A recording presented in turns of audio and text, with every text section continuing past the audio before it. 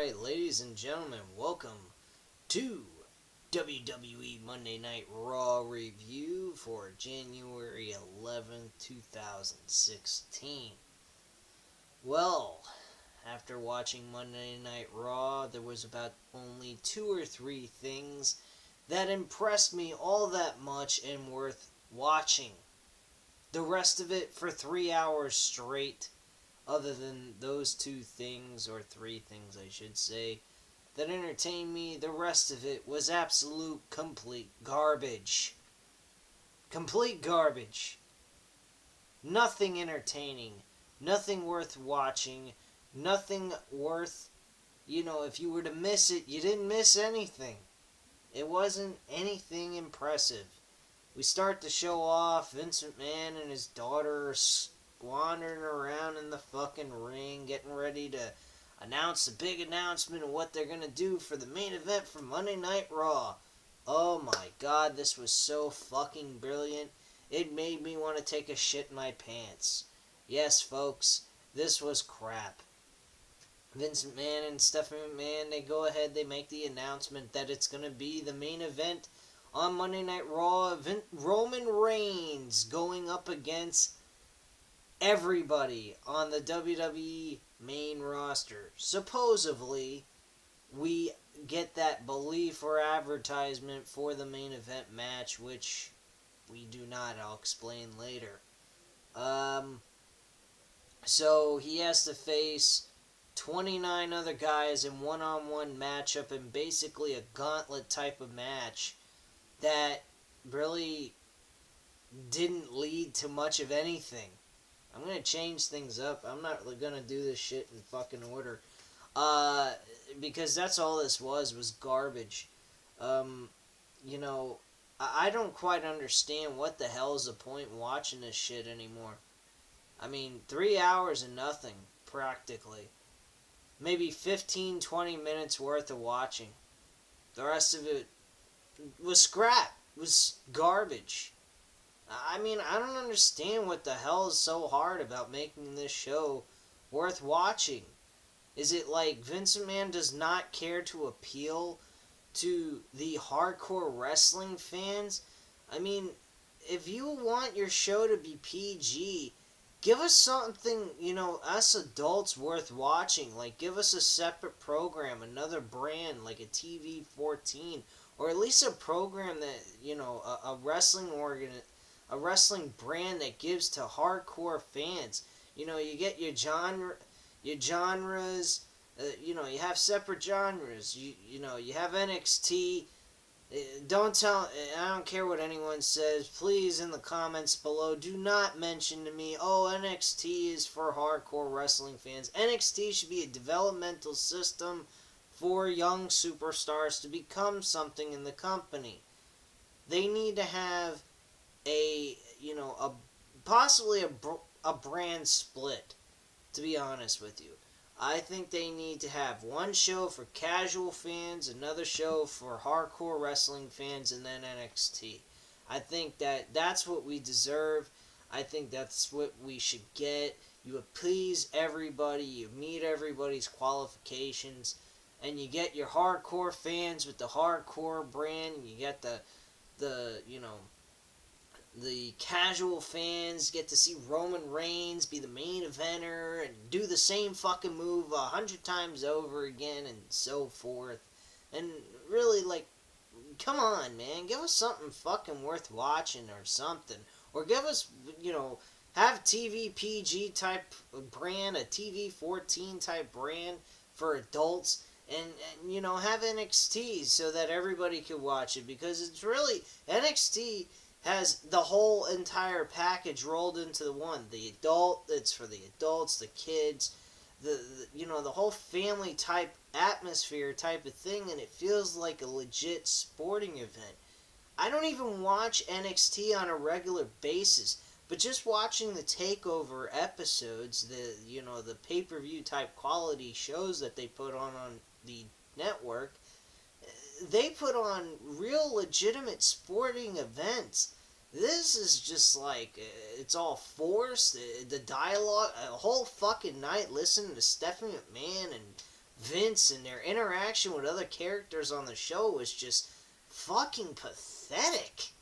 I mean, why do they have to make these people say verbatim what the script shows? I'm not kidding you, folks. I've went online before. I've looked up about, their scripts, and I saw one where they had a segment with Triple H, Batista, and Randy Orton fighting over Batista and Randy Orton wanting to compete for the world title after WrestleMania 30.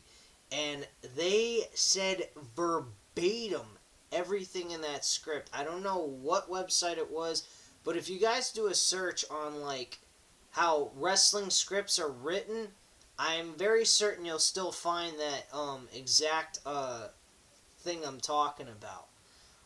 It was the night after they had the world title match. They had Batista and Randy Orton compete against the Usos for the WWE Tag Titles, and they got disqualified. And they showed, and then the one segment that they had Batista, Triple H, and Randy Orton just having a conversation over the fact that they should be competing for the world title and one of the others shouldn't, and so forth. And Triple H both looked at him and says, "You guys aren't getting no damn title shots until we eliminate the Shield and all that stuff." So, I mean, I'm just like, what the fuck, man? You got this show verbatim what these people have to say. They sound like they're robotic. They over the top, retarded. It's not even B-rated type movie quality dialogue here. I mean, it sounds like just a bunch of fucking crap. And it's just the same old shit with this company. I keep watching it, maybe hoping, seeing something worth watching. I saw a few things, like I said, 2 or 3 things worth watching. So we got to see, Roman Reigns pretty much get told that he's going to have to face everybody that's going to be in the Royal Rumble. It's going to be a 1 versus all instead of 1 for all. That kind of thing, that the slogan that they're using, they've made a little twist on it, which was kind of cool. I thought that was neat. From there, we had Dean Ambrose go one-on-one with Sheamus. Dean Ambrose, boy, oh boy, he tore Sheamus up. He made him bleed all over the place. This match was alright. I can't deny that. It was a good match. It just didn't have an ending. It was just a double countout, and that was the end of that. But the ending with the double countout made up all for it because Dean Ambrose just fucking destroyed Sheamus. Later on that night, he had to have stitches. You can find that out on NoDQ.com. You can read an article. They got one in there on their website still right now, like at the very top of their list of articles. And I mean, this was just, it was brutal. And he literally smashed Sheamus's face into the post, straight on, no doubt. So he wasn't playing around. He really fucking made it as realistic as he possibly can, with possibly not giving Sheamus a concussion, I hope. I mean, I'm not a big fan of Sheamus right now at this point in his career, but I don't want to see the guy get hurt. I really don't want to see anyone get hurt. Any athlete, honestly.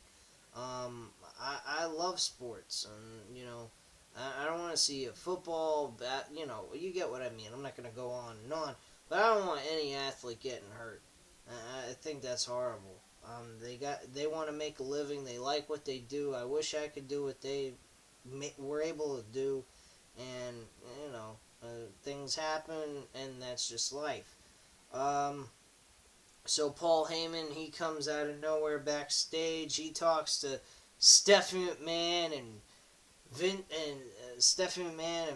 McMahon about Brock Lesnar and Brock Lesnar's claim to Paul Heyman to say, or idea to say to Vincent McMahon and demand this is Brock competes at WrestleMania against the Royal Rumble winner who wins the championship belt at WrestleMania. Basically, Brock Lesnar is the main event of WrestleMania, instead of the title being more important. What a fucked up concept that was. don't quite understand it. I wouldn't think that a person should be above a belt, but whatever. Who the fuck cares? If Vince McMahon's ass backwards these days, he don't give a flying fuck about none of anything that makes any sense in the world of sports. I mean, I know it's fixed and it's scripted and everything else, but it's still sports. You know, sports entertainment. That's what they used to call it. I don't know what they call it these days. I guess just entertainment. They should call it crappy entertainment, but whatever. We then had, after that segment, and Paul Heyman and Vince went back and forth on the idea. Vince McMahon said, no way in hell that's happening. He either competes in the Royal Rumble match for the championship or he doesn't compete at all, kind of idea. Stardust faced Titus O'Neil. Again, Titus O'Neil versus Stardust. Don't know why Titus O'Neil won. Don't understand why they keep having this match occur week after week after week, and Titus O'Neil just keeps winning. Okay, after 2 wins straight, the fucking rivalry should just be done with. Maybe if you want to reintroduce it back to again, I mean, I could understand that, but doing it week after week and him just losing, I mean, it's just fucking retarded. Number one, that's number one. And number two, where's the point of this? Where's the progression of any kind of storyline, point, rhyme, or reason to any of this? There is none. It's just a filler for no fucking reason whatsoever. So who cares? We get back, we have the highlight reel with Chris Jericho. Chris Jericho came out with a freaking suit, jean pants, sneakers, no t-shirt, and a fucking long-ass necktie that wasn't really all that tied. I mean, his attire looked very, very fucking weird, like The Miz. Oh, God help us all. But yeah, that's how I felt about his attire. He looked like he was dressed up like The Miz in a very freaky fashion. Thank God he sounded like Chris Jericho, though. But still, regardless, pointless fucking segment. Came up with Rudy Tooty Booty for the New Day. And I liked the old school way of what Chris Jericho used to say, but now because we're in this PG era where we can't just be ourselves, we have to be retarded. I guess because Vince McMahon feels the audience are retarded. His talent is no good. They don't care about nothing. They don't have enthusiasm and intrigue to want to become anything. So he just fucking trashes on everything.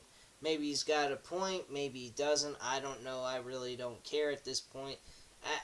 Quite honestly, to everyone, if you're watching this video and you do watch it, whatever, I am highly considering by WrestleMania, after WrestleMania, I am done with this. I am putting an end to doing up-to-date, current event WWE reviews.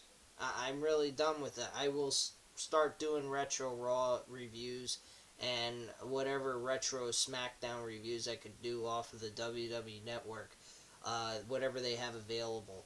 But personally, I don't find this shit to be entertaining. Complaining and bitching and moaning and being aggravated over this is not even worth my time anymore. I like the views I get. I've been getting a lot of high views. And I know this video definitely will get it. I hope that I am entertaining to you guys and you appreciate what I have to say and my opinions about this show. But quite frankly, I just can't do it anymore after WrestleMania. I'm just sick of it. I can't stomach what I'm seeing on this show. It's not worth watching. I'd rather take my time on 8 o'clock till 11 and watch 2 episodes of fucking Monday Night Raw, or just 1 episode, and spend only an hour and 30 minutes of watching professional wrestling. And I have to go through this kind of torture anymore. All I'm doing is just torturing myself. Yeah, Chris Jericho, he talks trash again with the fucking New Day. New Day are fucking pathetic. I don't know what you people see in New Day, but they are just fucking annoying. They have dicks on their heads. They have dildos on their heads. They call them unicorn horns. I call them dildos, okay? They look like they have fucking dicks on their heads. It's disgusting. And then the Usos come out of nowhere. This damn fucking Uso brother tag team shit. All of a sudden, they're number one contenders because the Lucha Dragons got injured. Oh, fucking big whoop-de-doo. You know what? I could give a shit less. I don't give a fuck about the Usos. They won an award that they didn't even earn.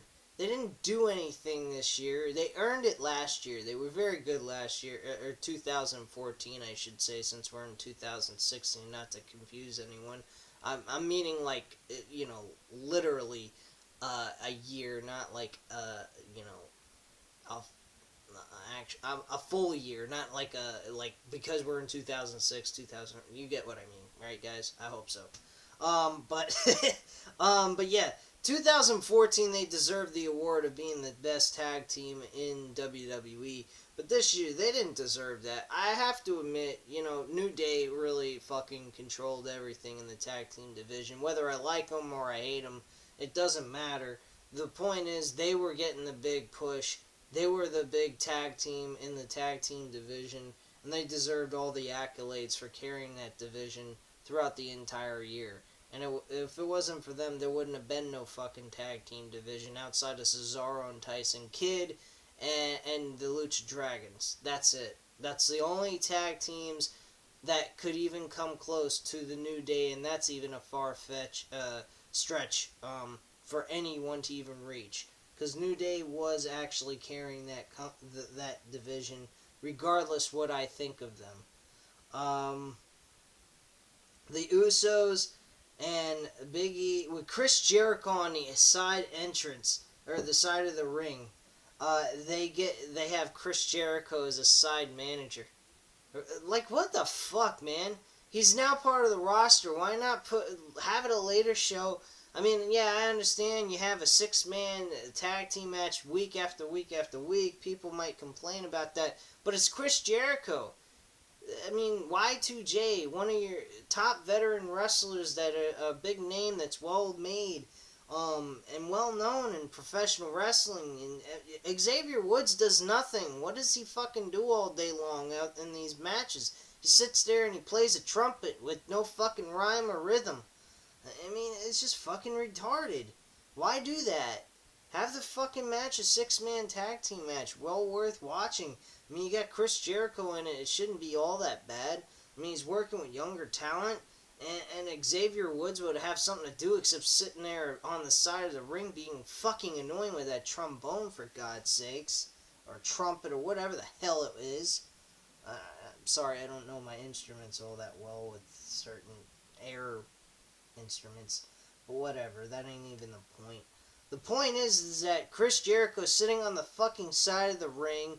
He ain't doing nothing. Xavier Woods is doing hardly nothing. Poor son of a bitch is a side freak, and so is the rest of those three. Those guys, for me, they're entertaining to a certain extent, but most of the time they're just making fools out of themselves with fucking dicks on their heads, fucking gyrating in the middle of the ring like a couple of idiots. I mean, we're the WWE Tag Team Champions with their asses shaking. I mean, come on, man. You look and the colors they're wearing, man. They look like fucking faggots. Shit. But with all that ranting and raving, I know I got a lot of ranting and raving to say about this because for 3 hours straight I was bored out of my mind. Now I'm energetic and I am pissed off. And the match ended with the Usos winning. Thankfully this fucking match ended because there was nothing entertaining and worth watching on this shit for that match. We then go back to the backstage area. Stephanie McMahon and Paul Heyman, they do their little back and forth dialogue crap that sounded like they came out of the back end of someone's ass. with no fucking acting skills, completely horribly horribly done talking. Their fucking segment was horrible. It was just ridiculous. Um, so and Paul Heyman looked like a fucking idiot too. Oh, I don't want Brock Lesnar to compete in the Royal Rumble match to become the WWE champion. I'd rather him go ahead and wait till WrestleMania to become the world champion and be the main attraction for anyone who wins the Rumble and becomes the champion to face my beast incarnate. Get the fuck out of here! Oh my god. How stupid are you, you dumb son of a bitch? I mean, look, let's think about this logically, people. Brock Lesnar's, he didn't say one thing that was intelligent. He's the top main attraction for this company. The Authority are the bad guys. They're the ones that set up this outrageous match to rid of Roman Reigns as their WWE World Heavyweight Champion. They're trying desperately to get this belt off of him. Okay, that's number 2.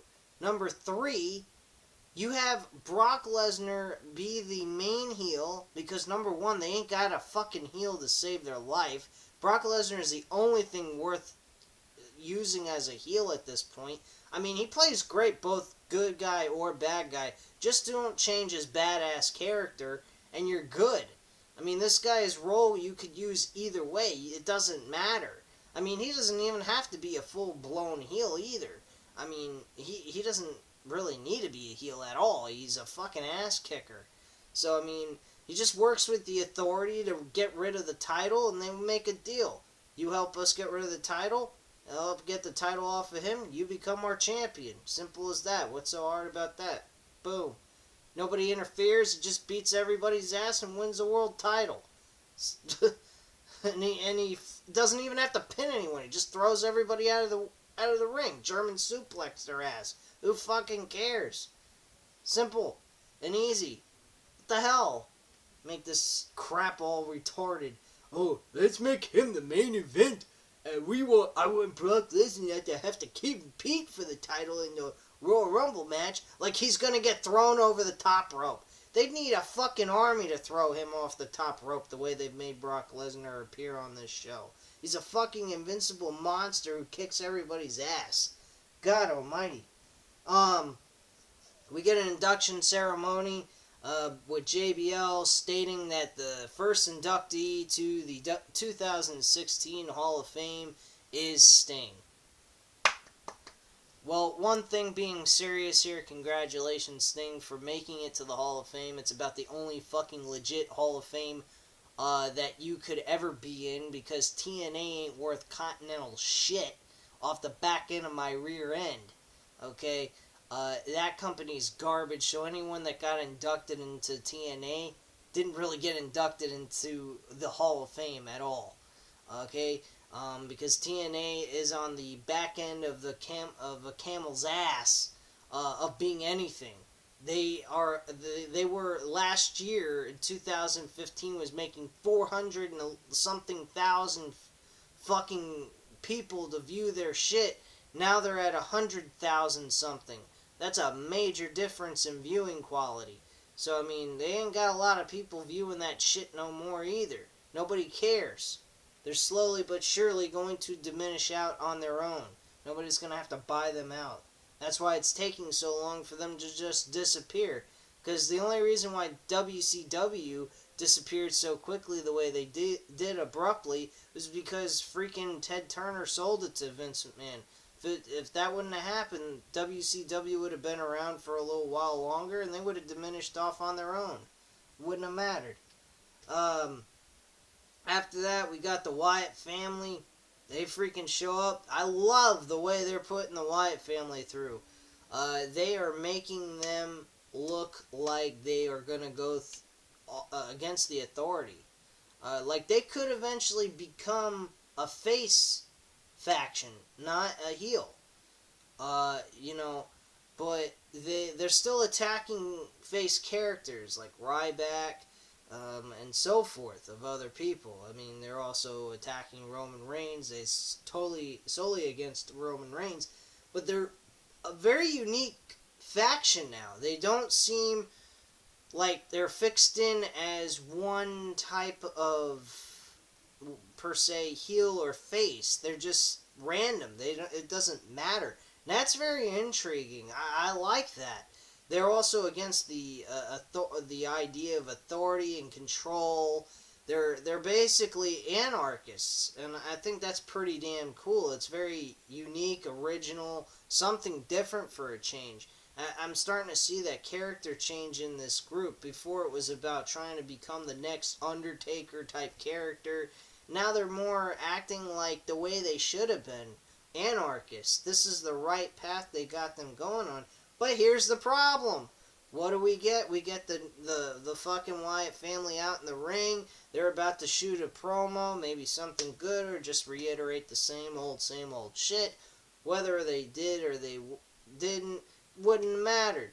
They had the freaking damn Social Outcast, this new faction of Heath Slater, Curtis Axel, and Bo Dallas and Adam Rose going up against the Wyatt family. Why would you do this? Why? What's the point? Not to mention, I thought they were heels. Now they look like faces. So they changed that up. Heath Slater cheated against Dolph Ziggler last week, rolled him up and grabbed his tights and got the win. So now their faces, apparently, because they helped Ryback. They never attacked Ryback whatsoever. They never tried to hurt him. It looked like they were working with him from the way it looked. Excuse me, I kind of lost my own words there. But, yeah, I mean, it was fucking retarded. And now that apparently the Social Outcasts, a week after, have became faces. Big fucking whoop-de-doo. That match was a load of shit, and it was no contest. Kalisto versus Del Rio for the United States Championship. This was a good match. These guys really... Kalisto really earned this belt. I mean, he got banged up, thrown around, beaten down by Del Rio. I mean, they gave Del Rio most of the offensive ring time with Kalisto. Kalisto was more on the defense the whole entire time, and Kalisto just fought back. They made him look good. And I have to admit, Del Rio did a good job with Kalisto. I was not mad about this match. Wasn't bored with it. It was pretty entertaining. And Kalisto walked away as the new United States champion. A very shocking ending to this match. I was very surprised they made Kalisto win the U.S. title from Del Rio. I thought they were going to stick with Del Rio as the U.S. champion. But they did something smart. They shocked the audience. They gave us something worth watching. Thank you, God. They fucking have brains in their heads, maybe. Just a little bit. The freaking Charlotte and Becky Lynch thing. Who cares about that? Pointless fucking segment. They didn't even have the match between Brie Bella and Charlotte. Thank you, God. Another smart move. That was a no contest. It didn't even end up being anything. So that didn't matter. And that was because Becky Lynch went ahead and attacked, Charlotte, before the match even started. And then we had Kevin Owens and Roman Reigns, and this was supposedly a one versus all match. And where was all in this match? There was none. It was a one-on-one match between Kevin Owens and Roman Reigns for about 15 to 20 minutes long, with men out on the outside of the ring. If anything, that was a fucking lumberjack match. That's what that was. We got a freaking lumberjack match that led to nowhere. That's what we got to watch. Kevin Owens versus Roman Reigns for the no championship on the line. But, we had just a fucking lame-ass ending. It wasn't lame, actually. What am I talking about? I'm half awake, half asleep here, I guess. But yeah, this whole match was pretty much shit until Brock Lesnar came out. Roman Reigns was starting to build some momentum. Vince McMahon sent everybody in there at one time. Very obvious. Who the fuck cares? He could have just sent them all in at one time in the very beginning. Why make it fair? Just have them all beat the shit out of him at once. Have Brock Lesnar have some more airtime and beat the shit out of everybody, and then beat the shit out of Roman Reigns right then and there. Well, they did pretty much all that. I just wish they would have given him more airtime. They didn't, unfortunately, but he beat the shit out of everyone. Looked like he was going to show some respect to Roman Reigns, but then looked at him, grabbed him, picked him up, and F5'd him straight to hell into the mat and walked off and smiled, and Roman Reigns smiled back at him like, oh shit, here we go again. So, you know, the ending was pretty good. The Kalisto United States Championship win was great. I really enjoyed that. But everything else was garbage. Dialogue was waste. There was a match with fucking wasted out crap. You know, announcers that were horrible. Not even worth watching, listening to. You might as well mute them in the background and pretend they don't even exist. The only announcer that's worth noting that I like right now, and I heard him on SmackDown, Mauro Manello. He was freaking good. I don't know if I pronounced the name correctly. Mauro Manello, I believe is the name. Or Mauro Ranello, I believe. It's one of those two pronunciations. I'm not quite sure if I got it down right.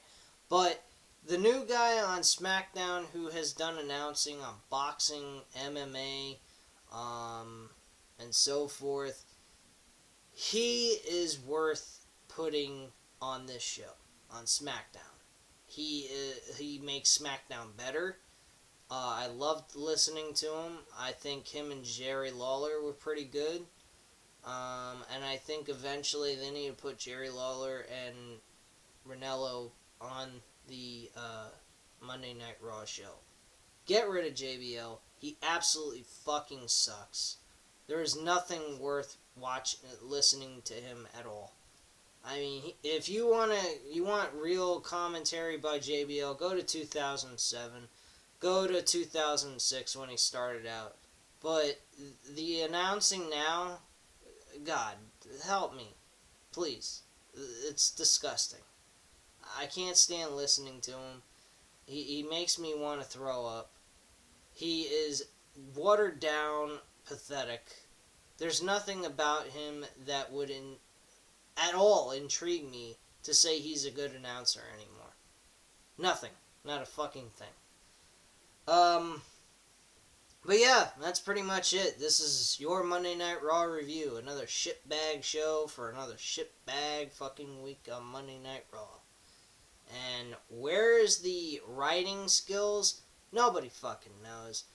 And quite honestly, I'm starting to notice more and more hardcore wrestling fans are diminishing from these shows week by week by week. And the reason why is because sick and tired of watching a shitty ass product like this. And not to mention, they're spending a lot more money to go sit in those dumb arenas and watch these shitty fucking pieces of shit episodes. Thank you very much for watching. I hope you enjoyed this latest edition of Monday Night Raw review for January 11th, 2016. Hit the subscribe button, lay the smack down on that subscribe button, and hit the like button if you'd like, if you enjoyed the video. If not, well, I don't know what to tell you. I guess you like WWE's crappy programming currently right now, but you guys have a great night and enjoy your day. Bye-bye.